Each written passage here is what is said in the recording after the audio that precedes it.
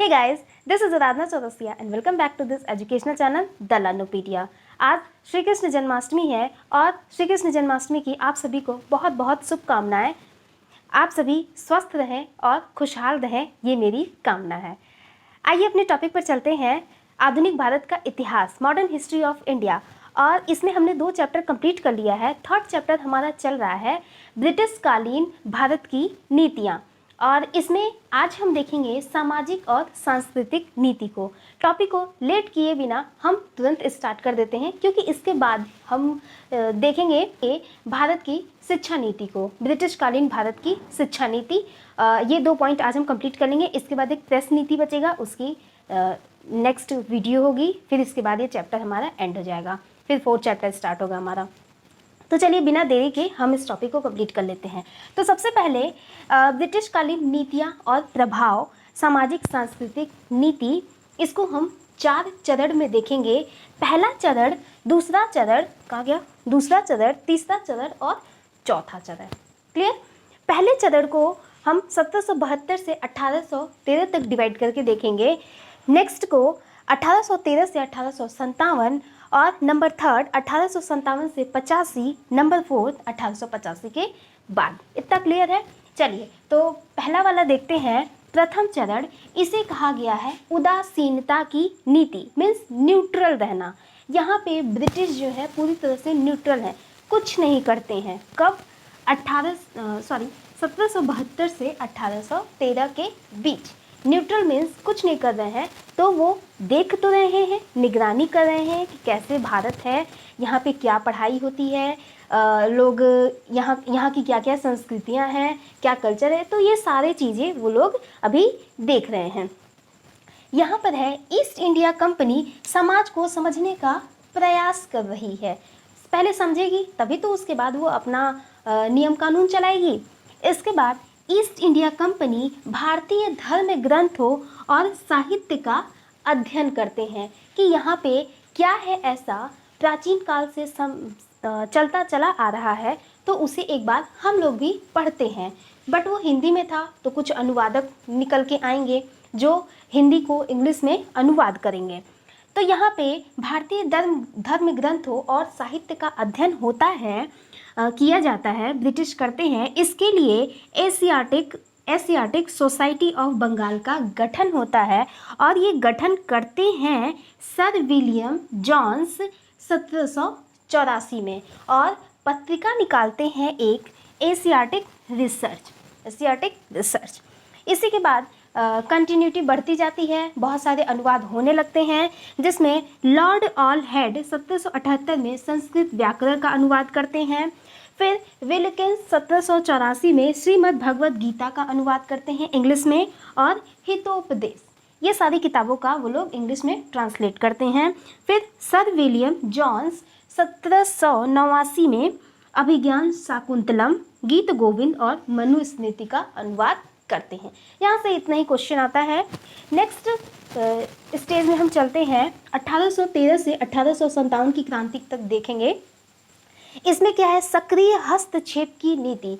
अभी तो यहाँ पर था उदासीनता की नीति, मीन्स ब्रिटिश जो है यहाँ पर न्यूट्रल है, और अब यहाँ पर वो अपना हस्तक्षेप करेंगे इन भारतीय रीति रिवाजों में, ट्रेडिशनल जो भी कल्चर है यहाँ पे अब वो हस्तक्षेप करेंगे।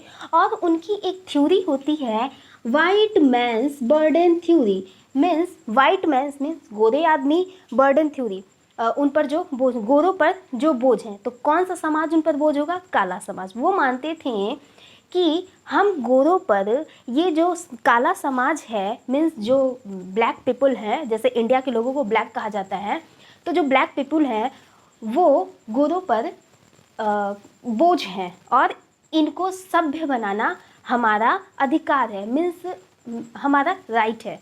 ठीक है, हम इन्हें सभ्य बनाएंगे, इन्हें सही तरीके सिखाएंगे, ये सारी चीज़ें थी। तो ये था उनका वाइट मैंस बर्डन थ्योरी। ये ब्रिटेन, अमेरिका की ये नीतियाँ थीं। जहाँ जहाँ पे काले लोग थे वहाँ पे ये लोग राज करते थे। क्लियर इतना?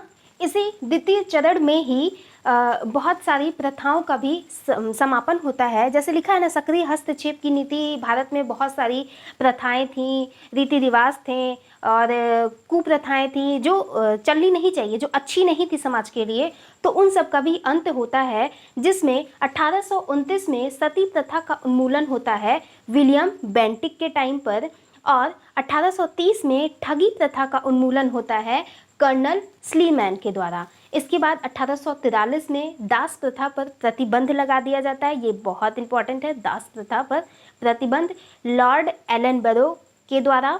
फिर 1856 में विधवा पुनर्विवाह अधिनियम पारित होता है। ये लॉर्ड कैनिंग और ईश्वरचंद विद्यासागर, मीन्स ईश्वरचंद विद्यासागर के सहयोग से लॉर्ड कैनिंग इस अधिनियम को पारित करते हैं। इसके बाद 1844 से 48 के बीच नरबलि प्रथा प्रतिबंध कर दी जाती है लॉर्ड हर्डिंग के द्वारा, और साथ ही साथ शिक्षा का भी विकास होता है। अब हम तृतीय चरण को देखेंगे जो 1857 से 85 तक का है। इसका नाम है रूढ़िवादिता को प्रोत्साहन एवं समर्थन। यहाँ पर जो रूढ़िवादी नीतियाँ हैं उन सबको प्रोत्साहित किया जाएगा और उसका पूरी तरह से समर्थन होगा। यहाँ पर 1857 का विद्रोह होता है और अहस्तक्षेप की नीति, ये पुनः अहस्तक्षेप की नीति यहाँ पर है, यहाँ पर भी अहस्तक्षेप है, मीन्स यहाँ पे ब्रिटिश का कोई हस्तक्षेप नहीं है। और फिर से यहाँ पर हो जाता है 1857 की क्रांति के बाद, जब क्राउन के हाथ में रूल आ जाता है, तो पुनः हस्तक्षेप की नीति, मीन्स अब ब्रिटिश कुछ भी यहाँ पे हेल्प नहीं, कोई भी हाथ नहीं लगाएगी। फिर इसके बाद native marriage act lord Northbrook के टाइम पर बनता है, जिसमें लड़की की विवाह आयु न्यूनतम 14 वर्ष कर दी जाती है। अब हम नेक्स्ट देखते हैं चौथा चरण जो 1885 के बाद है। 1885 क्या है? 1885 एक वहीं से टर्निंग पॉइंट है पूरे इंडियन हिस्ट्री का, इंडियन मॉडर्न हिस्ट्री का। 1885 के बाद एक टर्निंग पॉइंट आता है। क्यों? क्योंकि 1885 में भारतीय राष्ट्रीय कांग्रेस का गठन होता है और यहीं से एक बड़ी शक्ति उभर कर आती है जो समाज में सुधार करना चाहती है, अपना नियम कानून लागू करना चाहती है, ब्रिटिश के नीतियों का, बहुत सारी नीतियों का विरोध भी करती है। तो ये सारी चीज़ों के लिए टर्निंग पॉइंट आ जाता है भारत में। यहाँ पर इस काल को कहा गया है राष्ट्रवादी नेतृत्व के प्रभाव में सरकार द्वारा सीमित सुधार। राष्ट्रवादी नेतृत्व मीन्स जो इस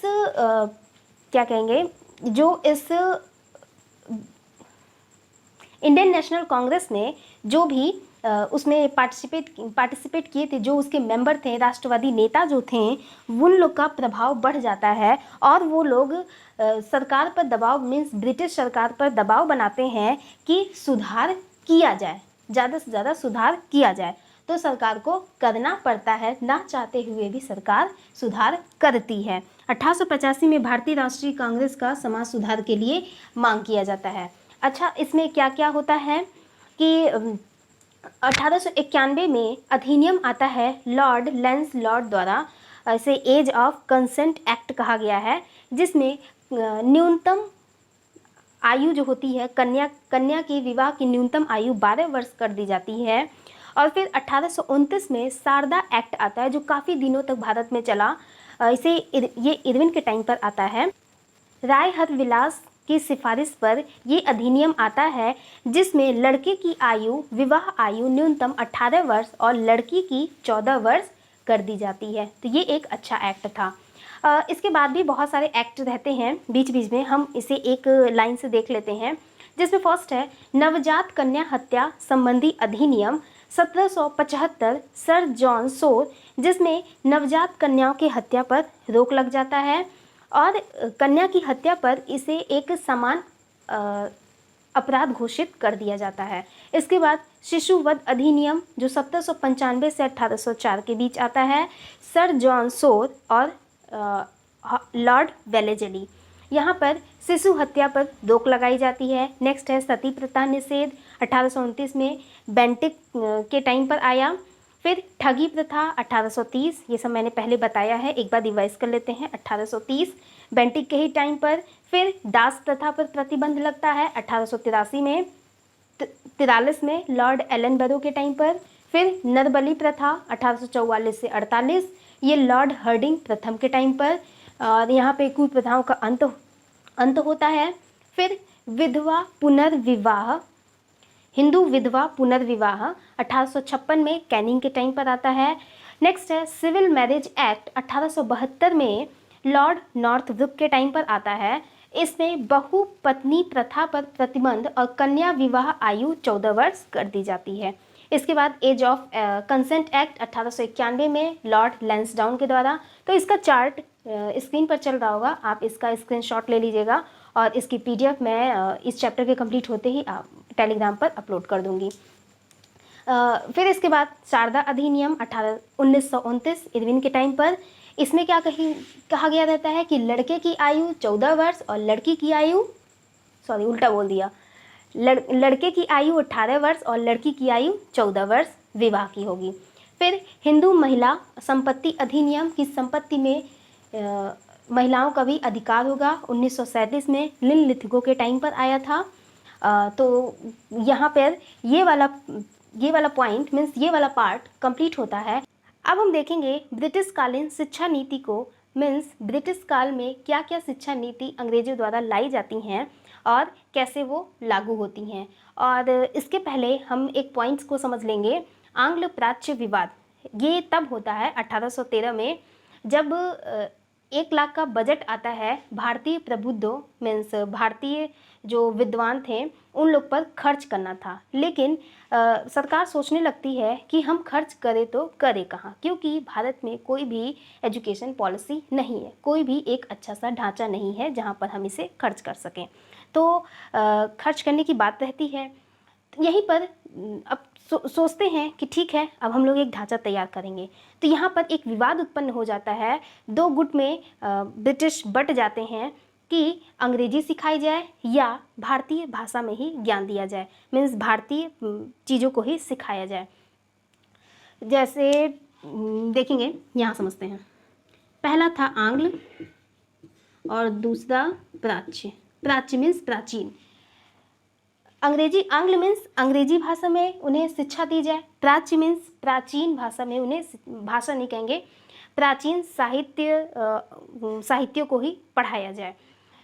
इस बात पे विवाद हो जाता है, जिसमें आंग्ल का समर्थन करते हैं मैकाले और प्राच्य का समर्थन करते हैं हेनरी प्रिंसेप जेम्स और HS विल्सन। ये लोग कहते हैं कि पारंपरिक विषय और भारतीय भाषा में ही ज्ञान दिया जाए, और मैकाले कहते हैं कि नहीं, अंग्रेजी में ज्ञान दिया जाए। लेकिन दोनों का अपना यहाँ पे स्वार्थ रहता है, कोई यहाँ पे किसी को अच्छा मत समझिएगा। इनका रहता है कि हम इन्हें अंग्रेजी सिखा देते हैं और फिर हम इन्हें अपनी तरह से ढाल सकते हैं अपने जैसा, मीन्स भारत में हम ब्रिटिश अंग्रेज बनाएंगे। समझ में आया। और प्राच्य जो होंगे, ये इनका मानना था कि हम इन्हें इंग्लिश ना सिखाएं, हम इन्हें अपनी तरफ की यूरोपियन शिक्षा इन्हें ना दें। क्यों ना दें? क्योंकि अगर ये सीख गए तो हम पर ये अधिकार जताना शुरू कर देंगे। ये सारी चीज़ें थी जो अपना अपना स्वार्थ देख रहे थे। आगे अब हम देखते हैं, शिक्षा नीति को 2 पार्ट में मैंने डिवाइड किया है, 1813 से पहले, 1813 के बाद। क्लियर? अच्छा 1813 ही क्यों बेसलाइन लिया गया है? क्योंकि 1813 में ही 1 लाख का बजट आता है कि विद्वानों पर खर्च करना है, लेकिन खर्च कहाँ करना है ये नहीं पता था। समझ में आया? आगे 1813 के पहले भारत में आधुनिक शिक्षा का जनक माना जाता है चार्ल्स ग्रांट को। ये तो नॉर्मल सा है, ये बस रीडिंग करना है।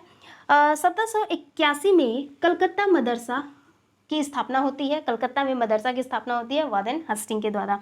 अच्छा, यहाँ पर जो विद्यालय बनाने का जो विचारधारा आता है वो चार्ल्स ग्रांट के ही मन में सर्वप्रथम आया था। आगे जो कलकत्ता मदरसा था वहाँ पर अरबी, फारसी और मुस्लिम कानून की शिक्षा दी जाती थी। इसके बाद 1791 में Banaras Sanskrit college Jonathan Duncan द्वारा स्थापित किया जाता है और हिंदू धर्म साहित्य का अध्ययन किया जाता था।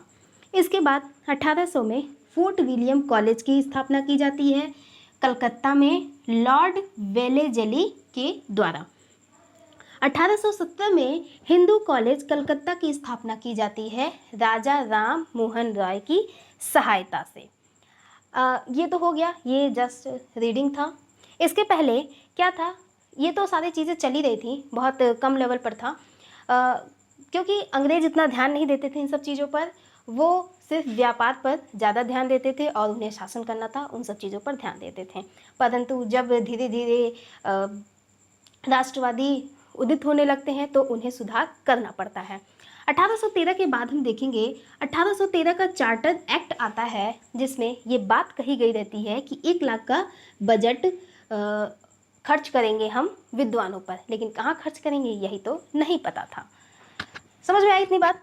फिर 1835 में मैकाले का प्रस्ताव आता है, पारित होता है। 1835 में इनका प्रस्ताव पारित होता है। असल में विलियम बेंटिक रहते हैं उस समय गवर्नर। वो कहते हैं कि मैकाले एक भारत में अच्छी सी शिक्षा व्यवस्था बनाओ, कैसे यहाँ पे इस 1 लाख का बजट हम खर्च करेंगे। तो वो बनाते हैं और 7 मार्च 1835 को विलियम बेंटिक इस मैकाले के प्रस्ताव को पारित भी करते हैं। अच्छा, इस प्रस्ताव में क्या बात कही गई रहती है? मैकाले तो पहले से अंग्रेजी का समर्थन करते थे, तो इन्होंने कहा कि हम जो शिक्षा देंगे उसका माध्यम अंग्रेजी होगा और पाश्चात्य शिक्षा देंगे। मीन्स पाश्चात्य मीन्स पश्चिमी शिक्षा देंगे, मीन्स जो यूरोप की तरफ जो सिखाया जाता था वही हम यहाँ भी सिखाएंगे। अब देखिए यहाँ पे 2 चीज़ें हैं, पाश्चात्य और प्राच्य। प्राच्य मीन्स प्राचीन जो भारत में था, और पाश्चात्य मीन्स पश्चिमी शिक्षा जो मीन्स वेस्टर्न कल्चर हम इन्हें सिखाएंगे। वेस्टर्न मीन्स तो समझ में आता है, वो तो सब जानते हैं। फिर और था इस प्रस्ताव में, इनका विषय था कि पाश्चात्य विज्ञान और साहित्य की शिक्षा दी जाए, माध्यम अंग्रेजी था। उद्देश्य था इनका कि अंग्रेजी विचारधारा वाले भारतीयों का निर्माण किया जाए। मीन्स जो बॉडी होगी वो इंडियन होगा, लेकिन जो उसके अंदर दिमाग होगा वो अंग्रेजों का होगा, ऐसा उन्हें बनाना था। और भारतीय शिक्षा को यहाँ पर निम्न दर्जा दे दिया गया। मीन्स जो भारत में पहले से प्राचीन शिक्षा दी जाती थी उसे निम्न दर्जा दे दिया गया, सेकेंडरी कर दिया गया। और अंग्रेजी शिक्षा का पितामह किसे कहा जाता है? तो मैकाले को कहते हैं। ये क्वेश्चन काफ़ी इंपॉर्टेंट है कि अंग्रेजी शिक्षा का पितामह किसे कहते हैं? मैकाले को। और किसके शासनकाल में ये मैकाले प्रस्ताव आया था? तो विलियम बेंटिक के टाइम पर। समझ में आया इतना बात? समझ में ही आना चाहिए। फिर 1854 में वुड डिस्पैच जिसे भारतीय शिक्षा का मैग्ना कार्टा कहा गया। अच्छा, क्यों कहा गया है? क्योंकि इसने बहुत अच्छी बात कही थी। क्या कहा था कि उच्च शिक्षा को अंग्रेजी माध्यम से पढ़ाया जाएगा और विद्यालय में स्थानीय भाषा बताई जाएगी। मीन्स बच्चा जब छोटा रहेगा तो वो स्थानीय भाषा में सीखेगा, जो उसकी लोकल लैंग्वेज होगी तो वो अच्छे से समझ जाएगा। और जब वो बड़ा होगा, जब वो उच्च शिक्षा प्राप्त करेगा, तो वहाँ पर हम उसे अंग्रेजी सिखाएंगे। इसी वजह से भारतीय शिक्षा का इसे मैग्ना कार्टा कहा गया। जबकि मैकाले ने क्या कहा था कि अंग्रेजी में ही शिक्षा देना होगा। और क्या था? और भी कई सारे विद्यालय की स्थापना की जाती है। जान लेते हैं, एक बार रीडिंग कर लेते हैं कि 1857 में बॉम्बे, कोलकाता और मद्रास में विश्वविद्यालय बनाए जाते हैं अंग्रेजी माध्यम से। फिर जिला में भी आंग्ल देशी भाषाई हाई स्कूल खोले जाते हैं। गांव में भी स्थानीय भाषा वाली प्राथमिक विद्यालय खोले जाते हैं। स्त्री शिक्षा को भी बढ़ावा दिया जाता है। कलकत्ता में बेथुन स्कूल खोले जाते हैं जहाँ पे स्त्रियों को शिक्षा दी जाती थी। फिर प्रांतों में लोक शिक्षा विभाग की स्थापना की जाती है। कलकत्ता, मद्रास, बॉम्बे में ये गठित होता है। खैर उतना इम्पोर्टेंट नहीं है। नेक्स्ट है 1882 में आता है हंटर आयोग। हाँ, 1882 में आता है हंटर आयोग। ये 1854 के जांच हेतु आता है। अच्छा, 1854 क्या है? ये वुड डिस्पैच की जांच के लिए आया हंटर आयोग। वुड को ये हंटर मारेगा। अच्छा, ये वुड कौन है? Charles Wood.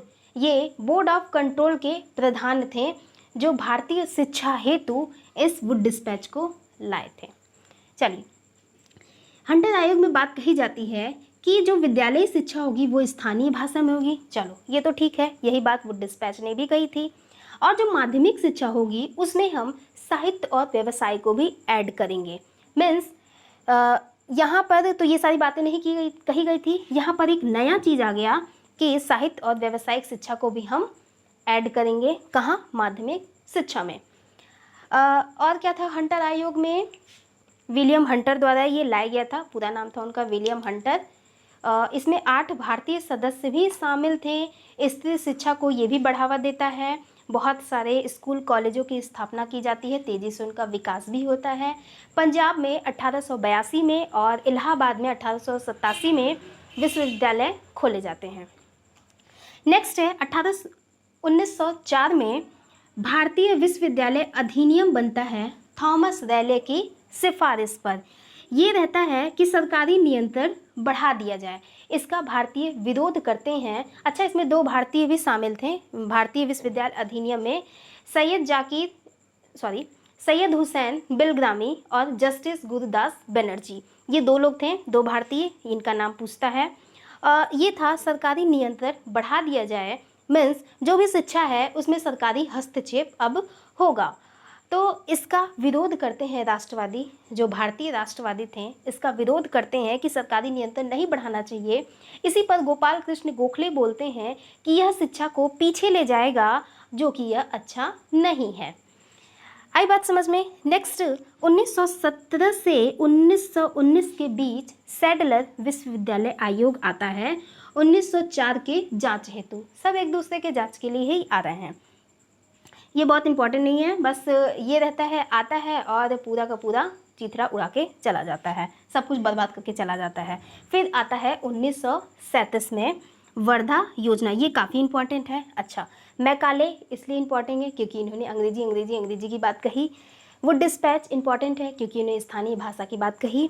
हंटर आयोग इंपॉर्टेंट है क्योंकि ये वुड डिस्पैच की जांच के लिए आए और साहित्य और व्यावसायिक विषय को लेकर आए। समझ में आया।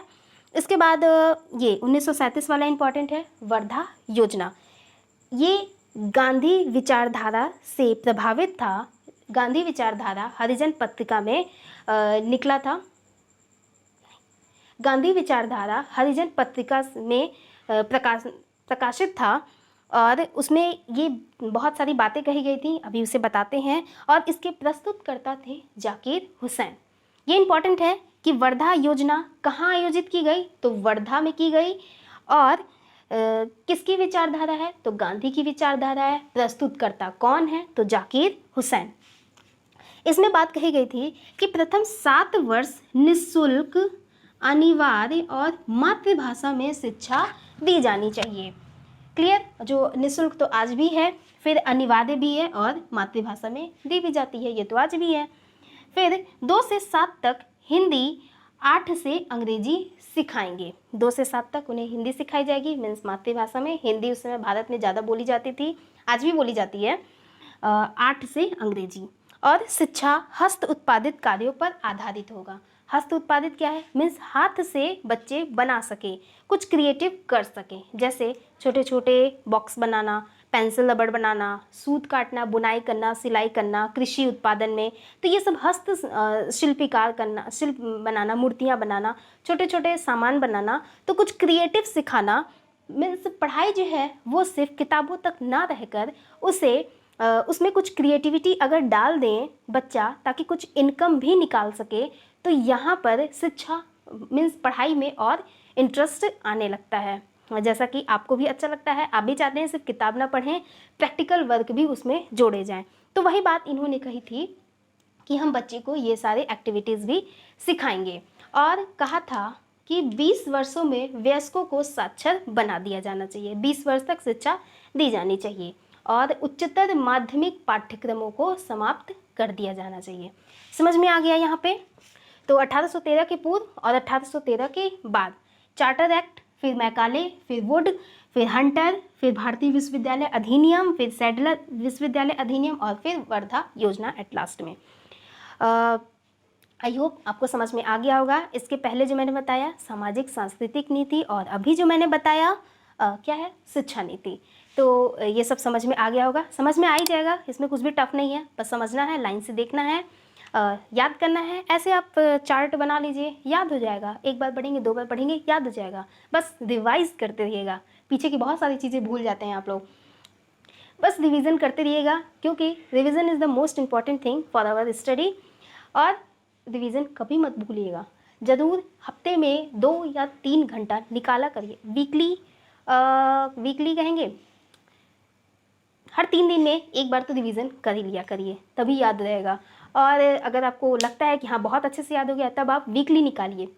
एक दिन पूरा हफ्ता पढ़िए, फिर एक दिन निकालिए आप रिवीजन का, कि जितना हमने एक हफ्ता पढ़ा है उसे एक दिन में समेटना है, उसे याद करना, अंदर भी उतारना होता है। बस कहानी सुनना नहीं होता, उसे उतारना भी होता है। चलिए एक बार फिर से आपको हैप्पी जन्माष्टमी। आप सभी सुखी रहें, मस्त रहें और पढ़ते रहें, जल्दी से आप लोग की जॉब लगे। मिलेंगे फिर नेक्स्ट वीडियो में, तब तक के लिए take care and bye bye.